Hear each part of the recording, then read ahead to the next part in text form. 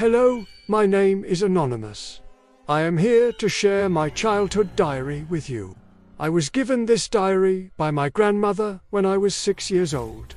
It was one of her prized possessions, because it contained all of my childhood memories. The thick leather cover had seen better days, but the yellowed pages inside were filled with my childish scrawl. I would write about everything that happened at school, or about how I felt when my baby brother was born, or about the bike my parents got me for Christmas. My diary was my best friend. I would read it every year on my birthday, remembering all the good times and the bad times, the friends I had made and the ones I had lost. But there was something strange going on. Some of the entries weren't mine. There were dates in the diary from when I was 14, 15, 16, and those years are completely blank in my memory. I don't remember anything about them at all. They just vanished. What was even more strange was that the handwriting wasn't mine either. I recognized it as my grandmother's. But why would she have written in my diary with my name at the top of the page? And why did she stop writing when I turned 17? It didn't make any sense.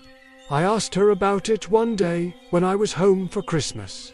She was knitting in her chair by the fire and looked up at me absently. "What was that?" I said. She sighed and went back to her knitting, ignoring what I had said. So I tried again. "Why did you write in my diary between 1986 and 1988? And why did you stop writing after I turned 17? She didn't answer. Instead, she stood up and walked away from me. It bothered me so much that I couldn't sleep at night. All I could think about were those missing years, what had happened to me, who I had been. When I turned 18, I went to college in another state. It was the first time I'd ever been away from home without my parents. I was excited and a little scared, but mostly excited. When I unpacked my things in my dorm room, I found my diary.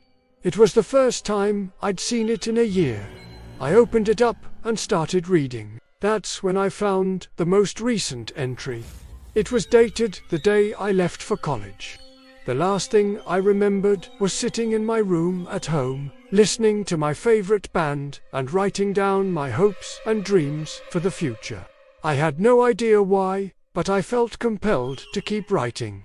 So I grabbed a pen and continued on the page. As the weeks went by, I wrote about all the new experiences I was having, the friends I was making, the boys I was seeing. Then, one night I came home from a party and found a girl I'll call Sarah writing in my diary. "What are you doing?" I asked. She looked up at me and smiled. "Your diary," she said. "I found it in your things. I didn't know what else to do with it." "Oh," I said. I realized then that I had never told anyone that the diary belonged to me. "Can I see it?" I asked. She handed it over and I started reading. The first entry was dated September 12, 1986, the date that my parents told me they had given the diary to my grandmother. And the handwriting, it was definitely me, but it wasn't. I felt sick to my stomach as I read through the pages. My thoughts were jumbled and confused. How could this be my diary if I had no memory of these events? Had someone taken me somewhere and put these thoughts into my head? Had I been hypnotized? Was that why I liked the song that my favorite band released in 1986? Was that why I always felt compelled to listen to it every year on my birthday? I still have the diary. I haven't opened it in years. I can't bring myself to do it. Some nights I dream of my lost years, of the faces of people I've never met. Sometimes I wake up screaming, "Hello, my name is Anonymous. I hope you didn't find my story too disturbing. Please send help."